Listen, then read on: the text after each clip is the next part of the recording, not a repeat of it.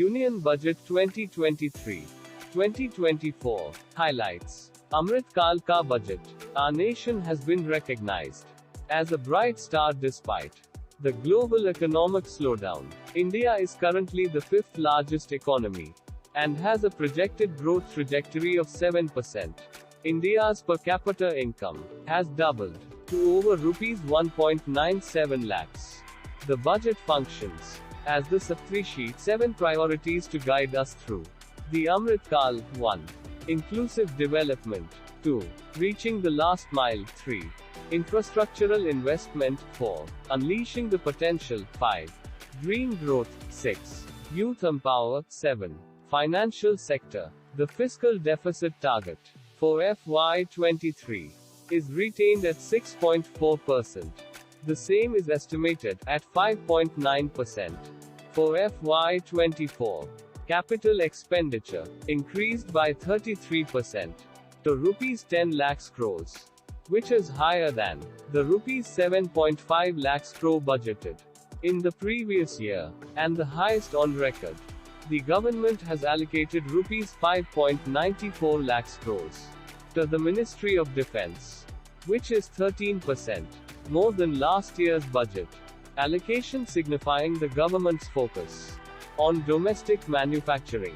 Railways received its highest ever capital outlay of rupees 240 lakhs crores. A national data governance policy will be rolled out to encourage innovation, research, and enable access to anonymized data.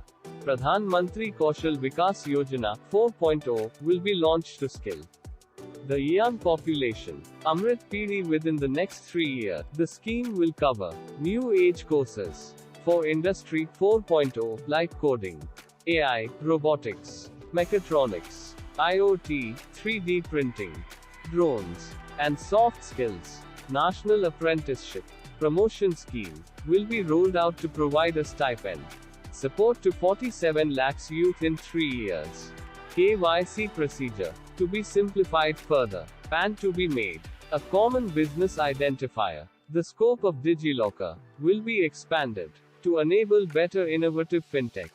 Domestic tourism will be promoted with new schemes such as Deco Apna Desh and Swadesh Darshan scheme.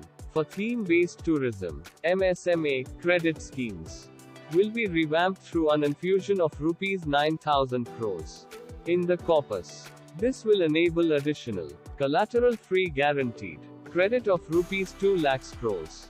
Incentives to IFSC. Relocation of funds to IFSC has certain tax exemptions. The deadline for relocation is extended till 31st March 2025. One-time new small savings scheme, Mahila Samman savings certificate to be made available for 2 years up to 2025. Scheme to allow a maximum deposit of up to rupees 2 lakhs. Yields 7.5% interest.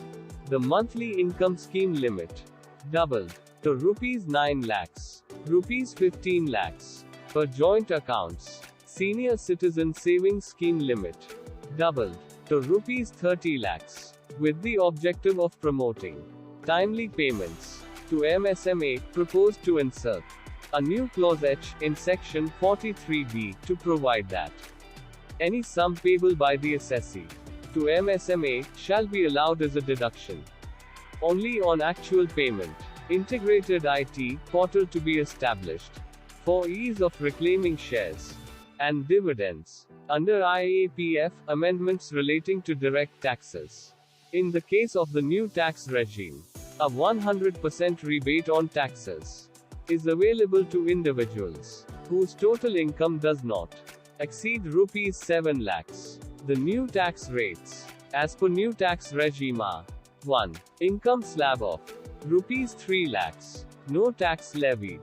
2. Income of rupees 3 lakhs to rupees 6 lakhs, 5% tax rate. 3. Income of rupees 6 lakhs to rupees 9 lakhs, 10% tax rate. 4. Income of rupees 9 lakhs to rupees 12 lakhs, 15% tax rate. 5. Income of rupees 12 lakhs to rupees 15 lakhs, 20% tax rate. Above rupees 15 lakhs. Income, 30% tax rate. There are no changes in income tax slab rates. As per old regime, maximum surcharge rate reduced from 37% to 25% for those who opted for new tax regime, resulting in a reduced maximum marginal rate to 39%, as against 42%. Capital gains, investment of proceeds into residential property, exemption limit under section 54 and 54F is restricted to rupees 10 crores. Presumptive taxation scheme for businesses increased to rupees 3 crores from rupees 2 crores, and for specified professionals increased to rupees 75 lakhs from rupees 50 lakhs, where cash is less than 5%.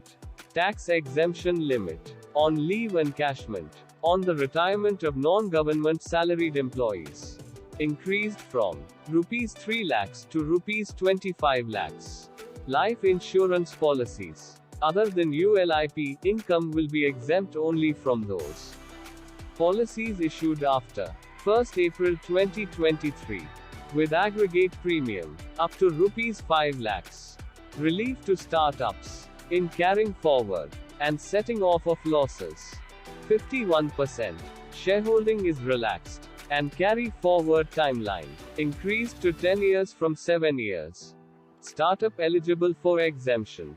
Date of incorporation extended up to 1st April 2024, with the objective of promoting timely payments to MSME. Proposed to insert a new Clause H in Section 43B to provide that any sum payable by the assessee to a MSME shall be allowed as a deduction only on actual payment. TDS, extended for payment of interest on listed securities in dematerialized form.